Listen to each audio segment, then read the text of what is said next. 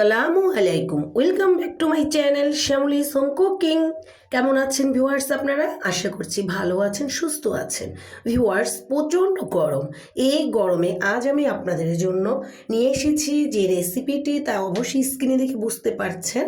তো এই রেসিপিটি ভিউয়ার্স আমাদের এই গরমে আমাদেরকে শান্তিপ্রিয় প্রাণ দিতে পারে।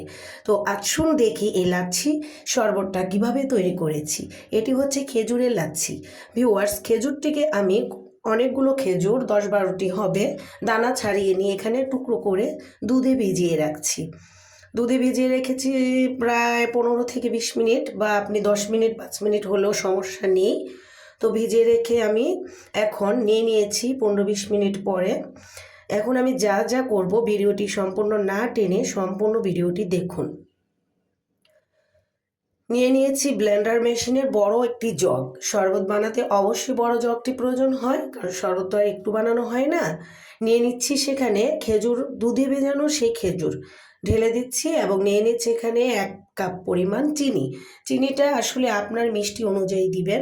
এবং এখানে দিয়ে দিচ্ছি আমি সামান্য পরিমাণ দুধ। এখানে আমি 1/2 লিটার দুধ নিয়ে নিয়েছি, লিকুইড দুধ। সেখান থেকে আমি অর্ধেকটা দিয়েছি খেজুরটাকে আগে ভালোভাবে ব্লান্ড করে মিশিয়ে নেওয়ার জন্য। একসাথে ভিউয়ার্স অনেকগুলো দুধ বা পানি যদি দিয়ে দিই তাহলে কিন্তু খেজুরটা ভালো মতো মিশবে না। তাই অল্প করে দিয়ে প্রথমেই অবশ্যই কিন্তু ভালোভাবে খেজুরটাকে মিশিয়ে নিতে হবে। দেখতেই পারছেন মিশে গেছে খেজুর। এবার এখানে দিয়ে দিচ্ছি দই। তো এখানে ভিউয়ার যে দইটি দেখছেন সেই দই হচ্ছে আমি নিজেই ঘরে পেতে নিয়েছি। ঘরে পাতা দই দিয়ে কিন্তু সুস্বাদু এই লাচ্ছি খাওয়াটা বেশি সম্ভব এবং একেবারে পারফেক্ট লাচ্ছি তৈরি করা যায়। তো আমার এই দই কিভাবে তৈরি করেছি তা যদি দেখতে চান আমার চ্যানেল থেকে অবশ্যই ঘুরে আসবেন। আর আরও দিয়ে দিচ্ছি এখানে 2 টেবিল চামচ পাউডার গুঁড়ো দুধ। এটা আপনি না দিতে চাইলেও হবে, তবে যদি দেন আরও সুস্বাদু হবে আর ঘনত্বটা বেড়ে আসবে।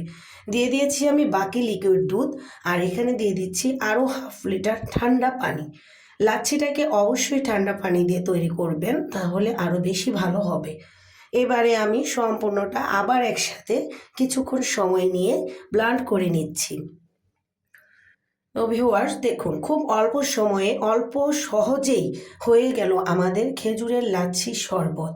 খেজুরটা কিন্তু অনেকটা পুষ্টিকর খাবার, আমরা সবাই জানি, কিন্তু আমরা কিন্তু শুধু খেজুর খুব একটা বেশি খেতে পারি না, কারণ অনেকেই আমরা মিষ্টিটা বেশি খাই না।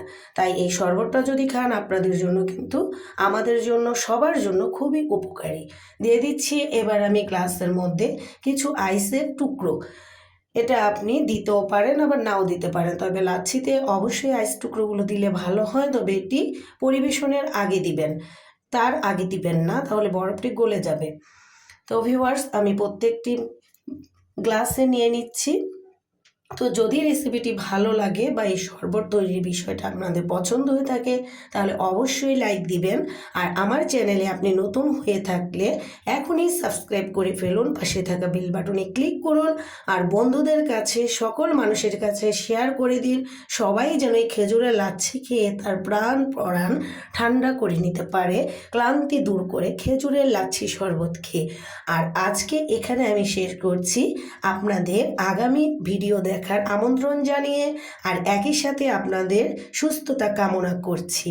তো আজ এখানেই শেষ।